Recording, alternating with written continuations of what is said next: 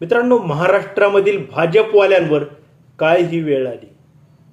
मग नक्की कशी वेळ आली आहे तर हे पुढे पाहूया, परंतु आधी समजून घेऊया की देशामध्ये, खास करून महाराष्ट्रामध्ये हिंदुत्वाभोवती राजकारण करणारे दोन पक्ष आहेत.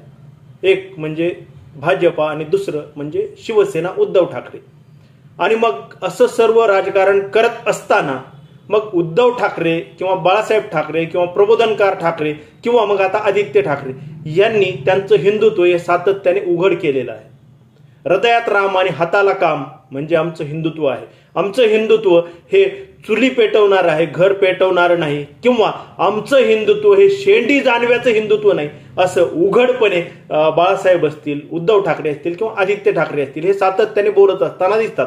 परंतु भाजपचं हिंदुत्व हे नक्की कसं आहे हे अनेकदा विचारलं तरी त्यांचे कोणताही नेता ते सांगायला तयार नाही.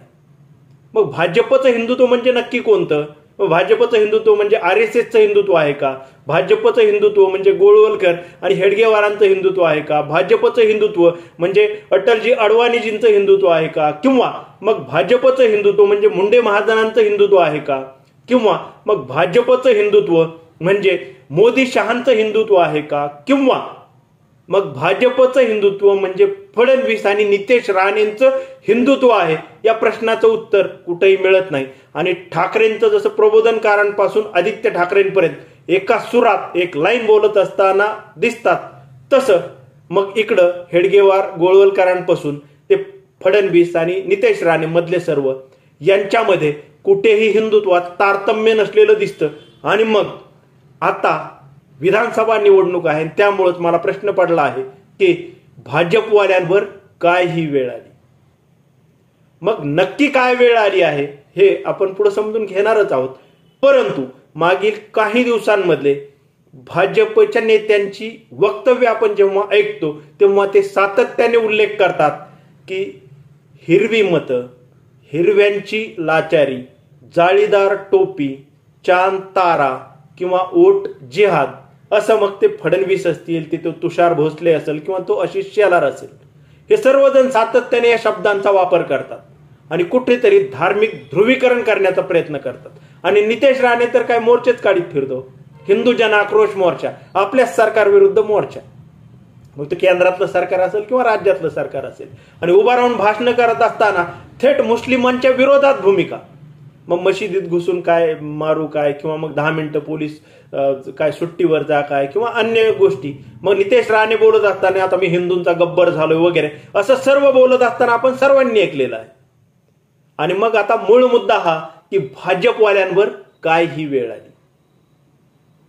मग फक्त 5 ठिकाणचे 5 मतदारसंघांची माहिती सांगून हा व्हिडिओ संपवणार आहे. मग त्यामध्ये पहिला मतदारसंघ घ्या, कागलचा मतदारसंघ. आणि महायुतीमधून तिथं लढणार आहेत ते हसन मुश्रीफ. हसन मुश्रीफ हे मुस्लिम आहेत आणि त्यांच्या विरोधात, मुस्लिम आहेत म्हणून त्यांना माझा वैयक्तिक विरोध असण्याचं कारण नाही, भाजपचा मुस्लिमांना विरोध आहे असं एकंदर त्यांच्या फडणवीस राणेंच्या हिंदुत्वावरून दिसतं. म्हणून मी हे 5 मतदारसंघांचा उल्लेख करत आहे. तर हसन मुश्रीफांवरती किरीट सोमय्याने खूप मोठे आरोप केले होते आणि हे सर्व आरोप केले आणि ते पुन्हा मग महायुतीमध्ये आले आणि आता ते पवित्र झाले आहेत.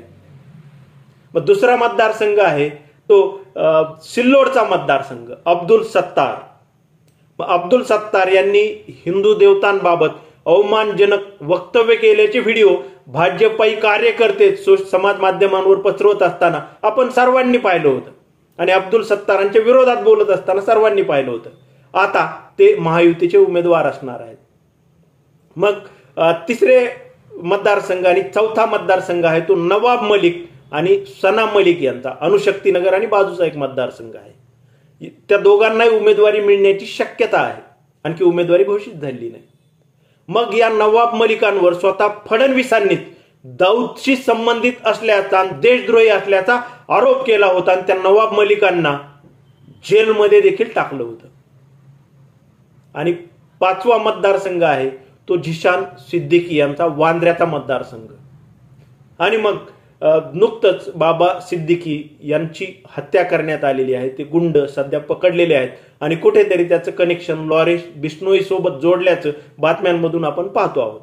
आणि मग हेच भाजपचे काही समाज माध्यमांवरील कार्यकर्ते त्याच लॉरेन्स बिश्नोईला बाप बनवून फिरत असताना पाहतो, पोस्ट पाहतो आणि मग त्या लॉरेन्स बिश्नोईच्या माध्यमामधून त्यांच्या टीमकडून कुठंतरी एक समाज माध्यमांवर पोस्ट आली होती की सलमान सोबत मैत्री आणि दाऊदची संबंध, म्हणून आम्ही त्यांची काय हत्या केली वगैरे, त्यांचं काय असेल नक्की माहित नाही, तपासात उघड होईल. परंतु तशा पोस्टच्या बातम्या आपण सर्वांनी पाहिल्या होत्या आणि मग त्यांचा मुलगा वांद्र्यात लढत आहे. मग हे 5 मतदारसंघ आपण जेव्हा घेतो तेव्हा मग मला आता भाजपमधील तथाकथित हिंदुत्ववाद्यांना प्रश्न विचारायचा आहे की तुमचा नितेश राणे आणि फडणवीसांचं हिंदुत्व हे सातत्याने हिरवी मतं, वोट जिहाद, जाळीदार टोपी, चांद तारा किंवा मशिदीत घुसून मारू वगैरे म्हणजे थेट मुस्लिमांच्या विरोधात वक्तव्य करणं, ध्रुवीकरण करणं असं जर तुमचं हिंदुत्व असेल तर मग भाजपच्या कार्यकर्त्यांनो, RSSच्या कार्यकर्त्यांनो, कारण RSSची तिकडं नागपूरमध्ये मीटिंग झाली आणि महायुती जिंकण्यासाठी प्रत्येक मतदारसंघात 50-100 RSSचे स्वयंसेवक काम करणार असल्याचं नुकतंच बातम्यांमधून कळलेलं आहे. मग या सर्व मतदारसंघामधील जे भाजपचे कार्यकर्ते आहेत किंवा RSSचे स्वयंसेवक आहेत तर ते या 5 जणांचा प्रचार करणार आहेत का, हा महत्वाचा प्रश्न आहे.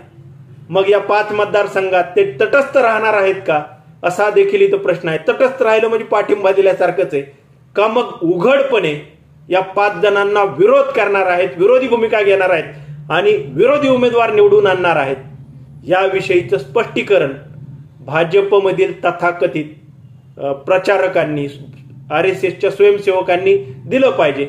आणि मग जेव्हा नितेश राणे स्वतःला हिंदूंचा गब्बर म्हणून फिरत असतो तेव्हा मग नितेश राणे आळीमिळी गुपचिळी करून शेपूट घालून शांत बसणार आहे का, मग भाजप जे दुतोंडी आहे, मी सातत्याने म्हणत असतो भाजप दुतोंडी, स्वतःच्या सोयीचं राजकारण ते करतात, ते गांडूळ मांडूळ दरवेळेस म्हणत असतो मी. तर तशा पद्धतीने सत्ता मिळवण्यासाठी मग पुन्हा आळीमिळी गुपचिळी करून शांत बसणार आहे.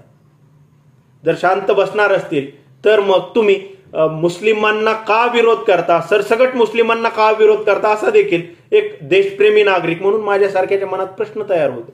आणि जर तुम्हाला सत्ताकारण करायचंच असेल तर विकासाचे अनेक मुद्दे आहेत, टीका करण्यासाठी अनेक मुद्दे आहेत, परंतु मग नितेश राणेंना फक्त मुस्लिमांचाच विरोध का करायचा आहे हा प्रश्न या ठिकाणी उपस्थित होतो. आणि जर नितेश राणे मुस्लिमांना विरोध करणारी भाषणं करत असेल तर मग महायुतीमधील या 5 उमेदवारांचा भाजपवाले प्रचार करणार आहेत का, त्यांना ते निवडून आणणार आहेत का, असा प्रश्न माझ्यासारख्याच्या मनात साहजिक तयार होतो. हा व्हिडिओ बनवण्याचा उद्देश कुठेही धार्मिक ध्रुवीकरण करणं किंवा जातीय धार्मिक सलोखा बिघडवणं असा अजिबात नाही, तर भाजपचा ढोंगी चेहरा, भाजपचा सत्तालोलुप चेहरा, भाजपचा लालची चेहरा उघडा पाडणं एवढाच आहे.